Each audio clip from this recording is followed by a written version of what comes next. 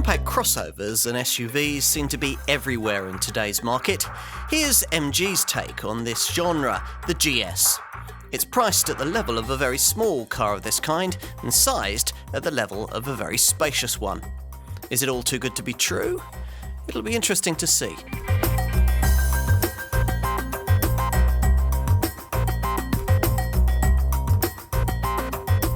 What does MG mean to you? Now, perhaps that famous Octagon badge conjures up images of quintessentially British sports cars bowling down leafy country lanes. It's certainly what the brand was once known for, although interestingly not what the company was first set up to offer. Founder Cecil Kimber wanted to make models that would be, in his words, affordable and fun to drive. Significantly, he never mentioned anything about them needing to be two-seater sports cars. So, on that basis, this contender, the MG GS, has, in every sense that matters, the opportunity to be a proper MG.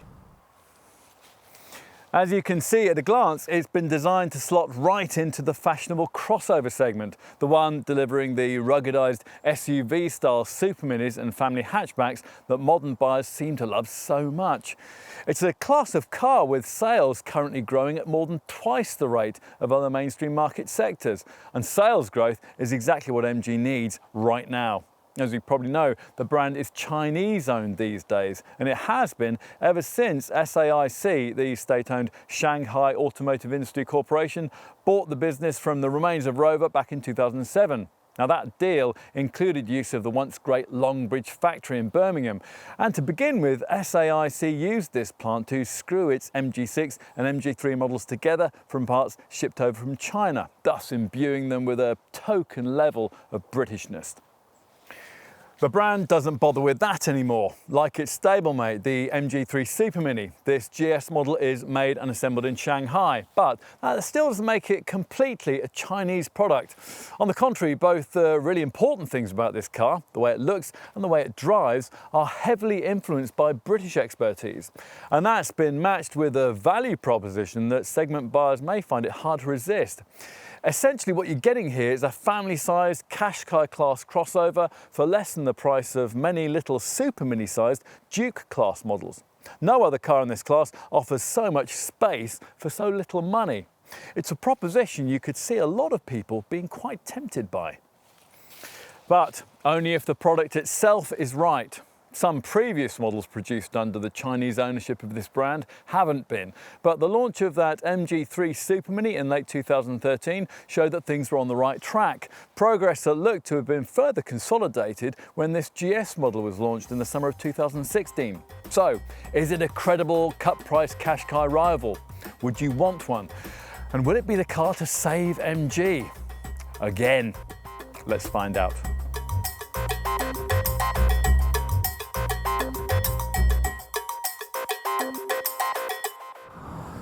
The one thing that has been carried over from the MG of old into the current era of Chinese ownership is lively driving dynamics, something that we could really do with in the crossover segment that's full of cars that often tend to deliver a driving experience that's about as enjoyable as a weekend spent creosoting your mother-in-law's fence. This GS is different in that regard, and that's something that's immediately evident within the first few miles you spent behind the wheel. Though there is body roll, it's well controlled, and the electric steering feels well weighted and direct. Other brands could learn a thing or two from the job that the British development team have done here. Inevitably though, MG itself still has a little to learn in other areas. Some of that handling eagerness has been achieved through the shortcut expedient of firming up the suspension, and that in turn means that the GS struggles with some urban tarmac tears that many rivals would simply cruise across. Refinement too could be improved, especially from the engine bay, although the power plant provided certainly offers more performance than you might be expecting for the money. Let me tell you a bit more about that. This car was launched with a single 1.5 litre turbocharged petrol unit that we're trying here, although MG does have a 1.8 litre diesel unit it could use. Talk to your dealer if that's of interest. The focus here though is on avoiding elements that would dilute this car's major selling point, its low upfront asking price. Diesel power is one of these, four-wheel drive is another, which is why, although all-wheel traction is offered to buyers in this model's home Chinese market, you can't get it here. As for that petrol engine, well, it's an all-aluminium design that MG owners SAIC have co-developed with General Motors, and it's closely related to the 1.4-litre unit used in a rival Vauxhall Mokka X. Whereas that car offers 140 bhp though, this one fronts up with 166 bhp, and that's an impressive output in a class where most comparable rivals are developing around 120 bhp at this price point. You'd expect that to lead to sparkling performance, and it does. MG quotes a rest to 62 miles an hour time of 9.6 seconds, but magazine tests have indicated that a sub 9-second sprint is easily achievable in this car. To give you some perspective, that makes it about 2 seconds quicker in that regard than most of its rivals, a difference you can certainly feel at the wheel. The top speed was 118 miles an hour. A key advantage that comes with this engine's relatively prodigious power output is the fact that as part of the deal you get extra pulling power, enough to facilitate the kind of towing capability that will embarrass direct rivals. In an MG GS, there's 250 newton meters of torque, and that's enough to tow a brake trailer of up to 1,750 kilos. To give you some perspective on that, a directly comparable 1.2-litre Nissan Qashqai puts out just 190 newton meters of torque and can therefore tow no more than 1,200 kilos. Rivals come with similar limitations that would leave most of them unable to pull along something like, say, a small caravan. This MG could, and for some buyers, that extra capability might be crucial. Another advantage of all that pulling power is you don't have to row the car along with a gearbox during low-speed urban motoring, which is just as well because the stick shift has a long and slightly imprecise action. One reason why some buyers of this top exclusive model might want to take up the option that MG offers of a 7-speed DCT dual-clutch automatic. Another aid to city driving is the high-set driving position that's complemented by good all-round visibility. Now that obviously helps if you're trying to slot into a tight space, and that's something that's further aided on most models by the standard fitment of rear parking sensors and also a rear view camera. The 11.8 metre turning circle is acceptably tight too. Will it go off-road? Well, it'll certainly handle a dry, unsurfaced track, but the lack of all-wheel traction and the relatively modest ground clearance mean that we'd advise against attempting anything more ambitious than that. Now that is really the difference between buying a crossover like this as opposed to choosing a similarly priced budget brand small SUV like, say, a Dacia Duster or a SsangYong Corando. Cars like that provide some measure of off-road expertise, but you pay for it with more ponderous tarmac handling. Like most crossover buyers, likely GS customers really won't want to make that kind of compromise.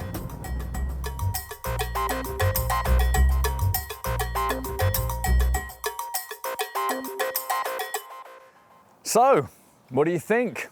The styling was overseen by Brit Anthony Williams Kenny at MG's Design Centre in Longbridge, and it certainly fits with the fashionable feel that crossover customers will want.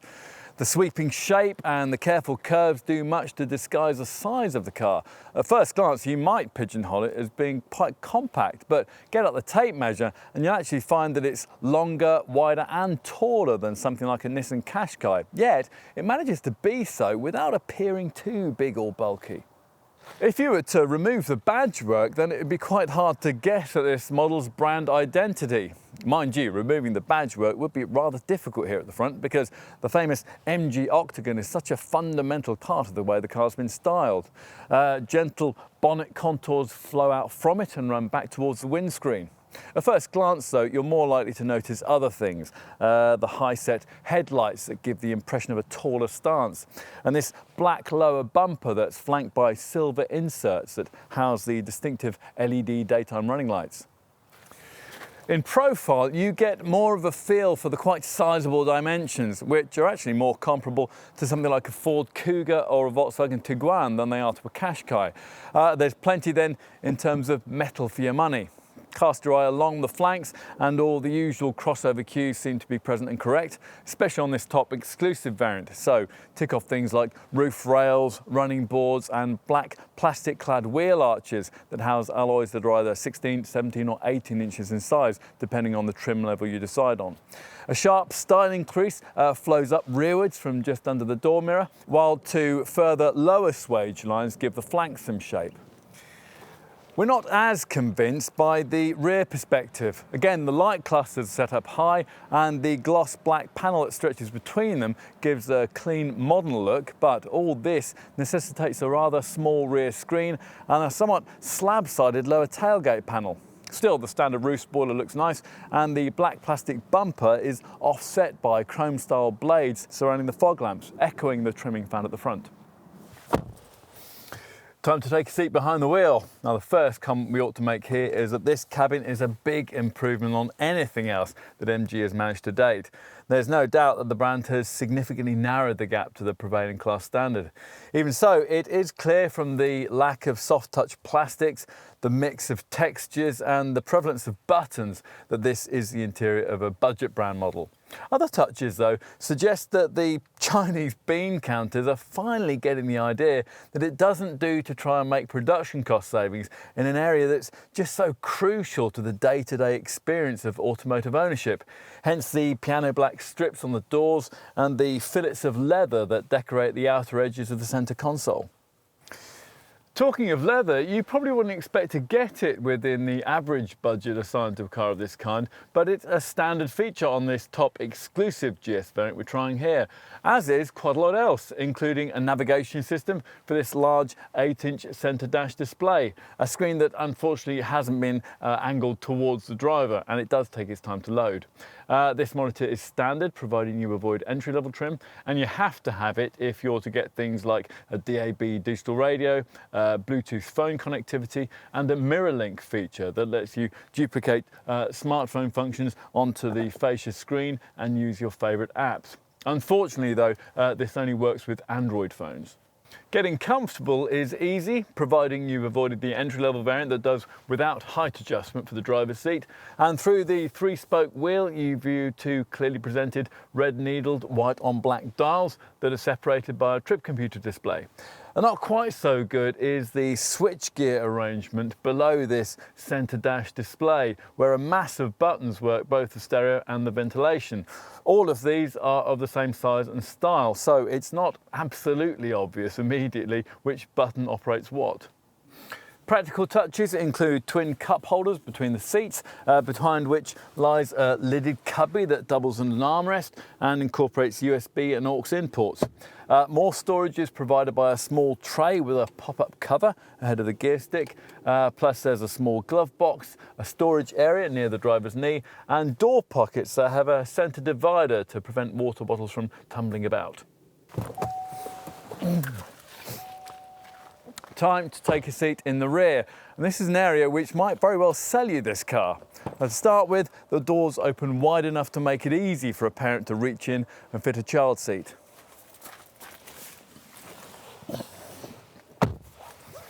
And once inside, you'll find yourself in one of the very largest rear cabins in the segment.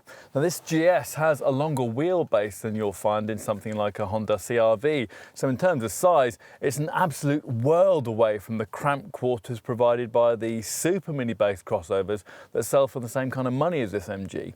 Heads, legs and shoulders are all well catered for, and the amount of room that's provided for knees is especially good.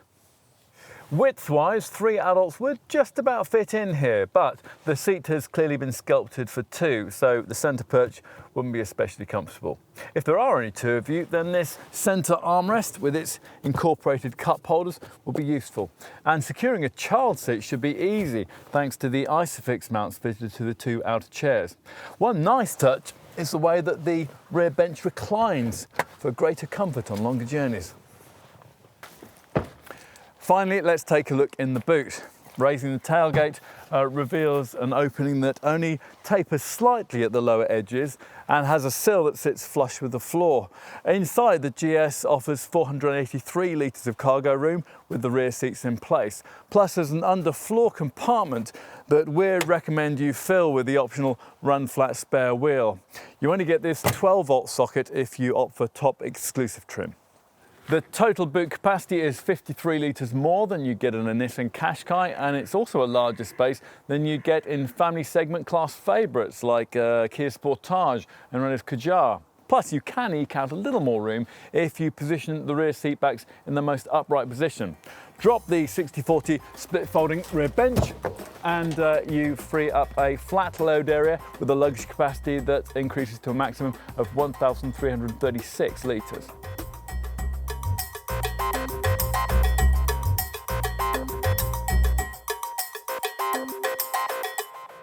What will make or break this MG model is its value for money. Now, at first glance, that sounds strong. Typical family-sized Qashqai class crossover models are priced from around £19,000. A GS, in contrast, offers just as much, if not more space, as one of those, yet it's priced from around £15,000. So it's off to a good start. The range is simple. At launch, there was a single 1.5 litre petrol engine mated only to the front wheels, a single 5-door body style and 3 trim levels: Explore, Excite and Exclusive. Go for this exclusive variant and there's the option of paying around £1,500 more for automatic transmission if you want it, although that does take the asking price to around £21,000. Overall, though, the keen pricing we're talking about here looks tempting, even if the alternatives you have in mind hail from the budget brand end of the crossover spectrum. Perhaps the most obvious opposition model that springs to mind is Dacia's Duster, a Romanian contender that's, well, certainly cheap, priced from around £10,000. That is really more of an off-roading SUV than a tarmac-tamed crossover, though, so it'll feel much clunkier to drive. In addition, if you order a Duster with the TCE 125 bhp engine that you'll need to get anywhere near the performance of this MG, then you'll be paying around £13,000. So, in reality, the Dacia's price saving isn't anywhere near as big as the glossy adverts promise. The other budget brand alternatives come from SsangYong. Now, this Korean maker could offer you its Corando, priced from around £16,500, but like the Duster, that's more of a clunky SUV. A closer match to what's provided by this MG is found with SsangYong's Tivoli model. This is a proper crossover, but if you wanted a form that'll match the size of this GS, then you'll need the Tivoli XLV variant, and that's priced from around £19,000. Now, that size thing is important. If you're making comparisons against what's on offer here, then there's really no point in pitching this MG against a crossover that's based on a little super mini, by which we mean contenders like Nissan's Juke, Renault's Captur, Ford's EcoSport and Vauxhall's Mokka X. Now, you'd struggle to use models like that as single-car family transport. Some brands in this segment haven't got around to creating separate super mini and family hatchback size crossover models and have therefore tried to produce a product that sits in size somewhere between these two segments. Now, here we have in mind models like Skoda's Yeti, Mitsubishi's ASX, Suzuki's Vitara and Honda's HR-V. In all these cases, though, you'd be getting around 10% less boot space than you find in this MG and significantly less room on the back seat. You'd also be getting less performance and paying more. Much more if you tried to match equipment levels to those of this MG. MG's perspective is that if you want a crossover that's directly comparable to this GS, then you'll need a properly sized, purpose-designed, family hatchback-based family-size model. Cars like Nissan's Qashqai, Renault's Kadjar, Seat's Attica, Hyundai's Tucson, Kia's Sportage, Peugeot 3008 or Vauxhall's Crossland X. All of these contenders are priced in the £18,000 to £19,000 bracket in their most basic forms. But once you add in the sort of equipment features you'll probably want, you'll almost certainly be paying well over £20,000 for any one of them. Further models of this kind, like the Ford Kuga, the Mazda CX-5 and the Mini Countryman, cost even more. So it really comes down to this. Just how much is it really necessary to spend on a car of this kind? A mid-range MG GS Excite gives you fashionable looks, enough space for a family holiday and as much kit as you could realistically need, all for well under £18,000. So you can certainly see its appeal. Now, if all that's enough to get you into your nearest MG showroom, then the next step will be to narrow down which of the GS models is right for you.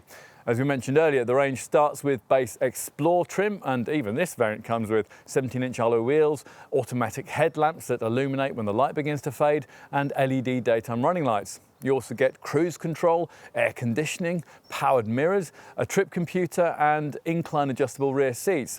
Plus there's a 6-inch screen in the centre console that works as stereo, and you get USB and auxiliary inputs to let you connect your smartphone or your music player into the system.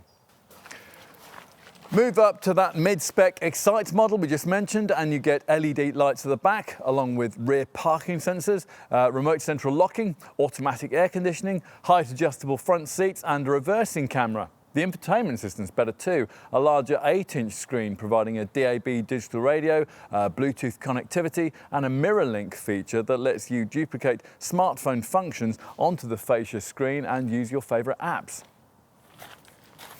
In this case though, we've gone straight to the top of the range and opted to test the exclusive model. Here you get 18-inch alloy wheels, xenon headlights and front fog lamps, as well as rain-sensing windscreen wipers and electrically adjustable and heated door mirrors. A spoiler on the tailgate adds a sporty touch, while side steps give some off-road appeal to the styling.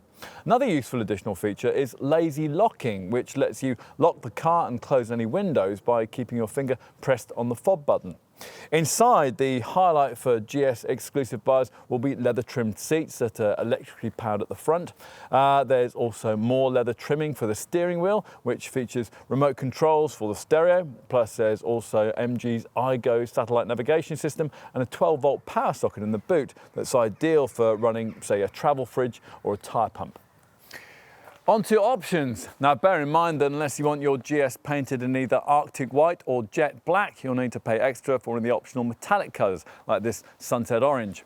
On an exclusive derivative like this one, you might also like to have the 18-inch alloy wheels supplied with a gloss black finish.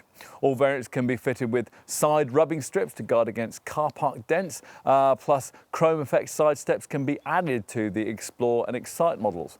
Other chrome-trimmed add-ons include side grills that sit behind the front wheel arches, bonnet air intake grills and a tailgate finisher. There are various decals to add a bit of interest to the side profile if you think that's warranted.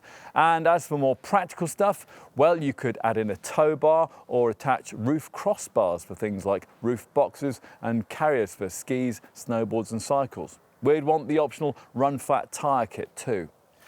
So that's the outside of the GS, but what can you add to the interior? Well, MG offers cream leather as a no-cost alternative to this exclusive variant's usual black hide, while a leather-lined centre console is available, along with hockey stick-shaped trim panels that curve up around the sides of the transmission tunnel. Illuminated door sills would be nice too. On a more functional note, fabric and rubber carpet mats can be fitted, plus there's a rubber-faced load liner for the boot to keep mucky wellies from spoiling the load area. Or you could combine this with a dog guard to keep your family hound safe on every journey. A storage compartment fits under the main cargo floor to keep valuables safely in place and organised.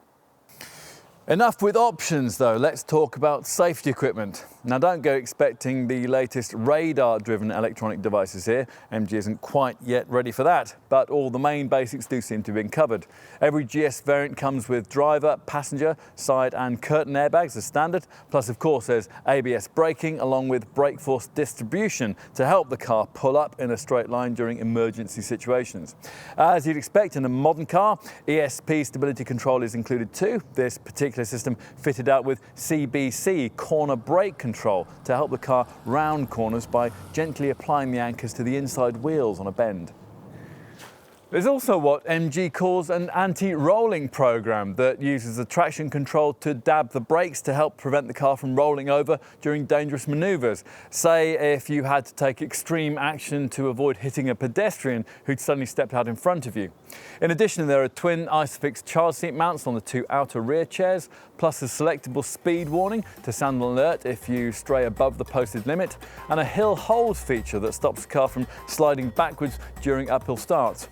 Avoid entry-level trim and you get tyre pressure monitoring too.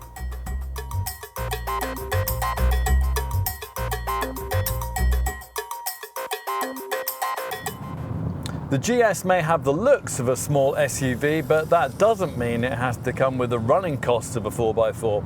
In this regard, it helps that this MG is only available with front-wheel drive in our market, so it doesn't have to lug around unnecessary extra weight. As a result, the turbocharged 1.5-litre petrol engine in the GS is able to deliver a combined consumption of 46.3 miles per gallon on all models using the 6-speed manual gearbox, plus a CO2 return of 139 grams per kilometre.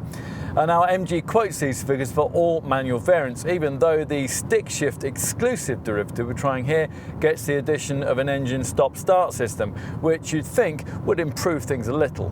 Go for the DCT dual clutch auto transmission and the returns are affected only slightly. Expect 45.5 miles per gallon and 141 grams per kilometre. It's certainly true that other mainstream family crossover rivals easily improve on those figures, but the readings are better than those you'd get from most of the direct budget brand alternatives you could choose. Say a two-wheel drive Dacia Duster with a less powerful 1.6 litre petrol engine, or the petrol-powered version of SsangYong's Tivoli. Take account of what you'll save on the upfront asking price by choosing this GS, and you could still be looking at this car being a more cost-effective proposition over a typical 3-year ownership period, despite the uncertain residuals that are an inevitable part of buying into a lesser-known brand. What about other running cost issues? Well, the MG comes with a 5-year, 80,000-mile warranty as standard, which is better than most rival brands can offer. Additionally, there's a 6-year factory warranty against rust, while a year's breakdown cover is also part of the deal. After servicing, the MG requires a scheduled maintenance stop every 15,000 miles or 12 months, depending on which comes round sooner. And so finally, let's look at insurance. Now, the Explore and Excite models fall into Group 16E, while this exclusive variant sits one bracket higher in Group 17E.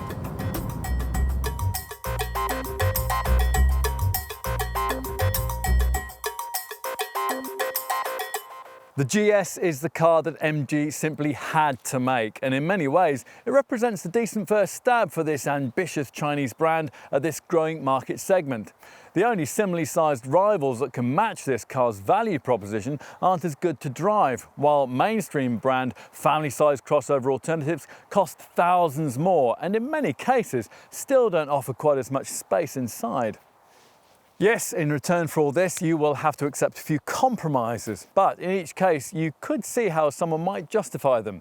Running cost efficiency from the 1.5 litre petrol engine could certainly be better, but then you can balance that against the savings you'll make with the low upfront asking price.